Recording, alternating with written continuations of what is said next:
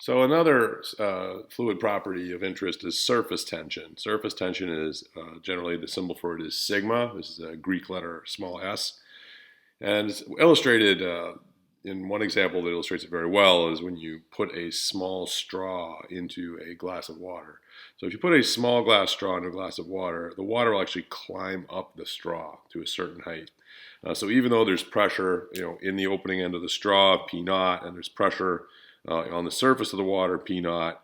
So ordinarily you would expect the liquid levels to balance out at the same height because the pressure would need to be equal, and those are the two forces you're aware of. There's an additional force. There's a capillary force that actually pulls the water up the straw, and that force is caused by surface tension. So is related to surface tension and caused by surface tension. So we're going to imagine the straw has a diameter of d here, some straw of inner diameter d, inner diameter.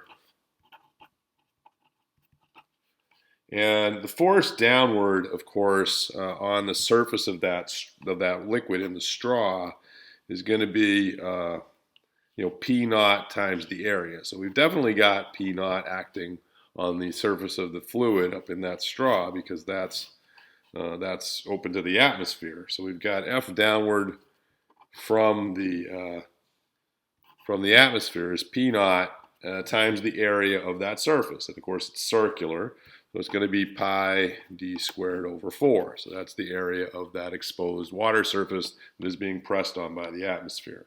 Meanwhile, we've got an upward pressure coming from the bottom side of the liquid, which is easy to calculate for us now. So it's going to be P naught minus rho GH, because we know that for every bit of height we have, that pressure inside the fluid is actually going to be less because we're going against gravity here. And then we have same pi d squared over 4. So that gives us our upward force and our downward force that are caused by pressure. So given that the downward force is definitely greater than the upward force by rho GH, what should happen is that the downward force should push the liquid surface downward until, of course, H goes to 0, and then P naught would equal P naught, and F up would equal F down.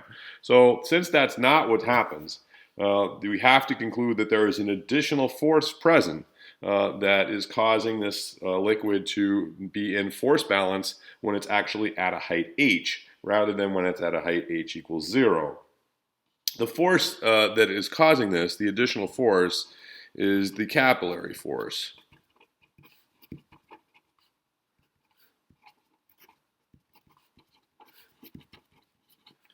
Capillary force. And F capillary is equal to sigma, that surface tension that we were discussing, times the surface circumference, where it's actually touching the wall, times cosine of theta. So we have to define this theta. What theta is this? This is the angle at which the fluid is contacting the surface. So we're going to draw a picture here. I'll draw a better picture. If you look very closely at the straw, what you would see is that the fluid is actually curved at this surface. And this angle right here between the extension of the fluid surface relative to the wall of the tube, that's our angle theta. So this is the angle theta that we're going to use there. And so that force, that capillary force, depends on that angle of contact. So this is, it depends on the liquid and the straws. Theta depends on the liquid and on the substrate. That is what the straw is made out of in this case. So you'll have one for water and glass, etc., one for every different liquid. But whether or not, whatever that surface is, your force from capillary is still going to be that sigma times your contact area times the cosine of that angle. So for water in a glass tube, the net force is equal to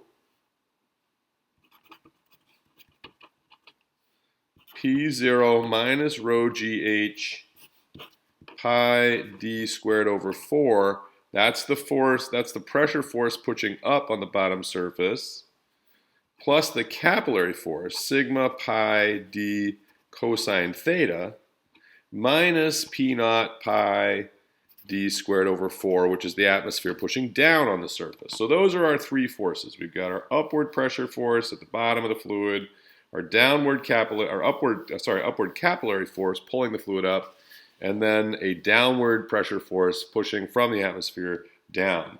We can see that we can cancel at least one d out of all of this. So d goes, cancel one d, reorganize, and I get that. I also can see that this p naught pi d over 4 is going to cancel this p naught pi d over 4. So those two terms are going to get canceled. So I'm going to end up with sigma pi cosine theta minus rho g h pi d over 4 is equal to 0. And the pi's are going to cancel. And I'm going to multiply everything by 4. I'm going to solve for h. So I'm going to get h equals 4 sigma cosine theta divided by rho gd. So that's the height to which the liquid will be pulled up into the straw. So it depends on the diameter. You can see if the diameter is big, it goes to 0. So that's why you don't see this effect if you're using a big straw. You only see it if you're using a little straw.